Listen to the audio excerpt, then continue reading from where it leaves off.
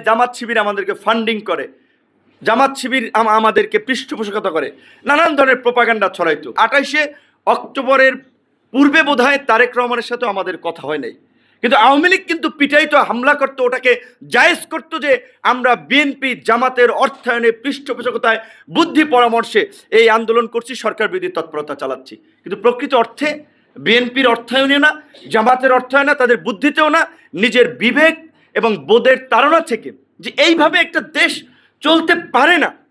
মানুষের কথা বলার অধিকার নাই, চলাফেরার অধিকার নাই। গত 3টা নির্বাচন, 14, 18, 24 ভুয়া নির্বাচন হয়েছে।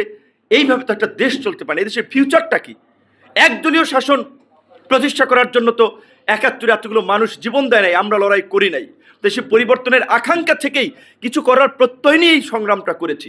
আজকের এই পরিবর্তিত প্রেক্ষাপটে সমন্বয়কদের অনেকে গাড়ি দেবে, ফ্ল্যাট দিবে, অনেক কিছু করবে, কিন্তু এই জুলাইয়ের পূর্বে গাড়ি ফ্ল্যাট তো দূরের কথা, পাশে বসে একটা সান্ত্বনা দেওয়ার মতো লোকজন ছিল না। ফয়জুল হক ভাই বলেছে কখন অনেকে সহযোগিতা করেছে, সহযোগী হিসেবে এসেছে, আবার দেখা যায় ওই বিষধর সাপের মতো সবল মেরেছে, বিভ্রান্তি ছড়িয়েছে, প্রোপাগান্ডা ছড়িয়েছে, অনেক কিছু করেছে আমাদেরকে তাদের স্বার্থে ব্যবহার করতে না পেরে বিনাশ করার জন্য। তারপর আবার বারবার ঘুরে দাঁড়িয়েছি। আর এই বারবার ঘুরিয়ে দাঁড়ানোর জন্য আমাদের রাজনীতিকে আজকে এই সাফল্যের এই জায়গায় নিয়ে আসার জন্য যতটুকু সফল হয়েছি, এর সিংহভাগ কৃতিত্ব এই প্রবাসী অধিকার পরিষদের সাধারণ প্রবাসী এবং নেতৃবৃন্দের। এইখানে নোয়াখালী, বরিশাল, এই দিনাজপুর, রংপুর, এই সমস্ত আঞ্চলিক ডিভিশন আমরা করতে চাই না। প্রবাসী বাংলাদেশি এই ডিভিশন এবং বিভাজন করতে চাই না।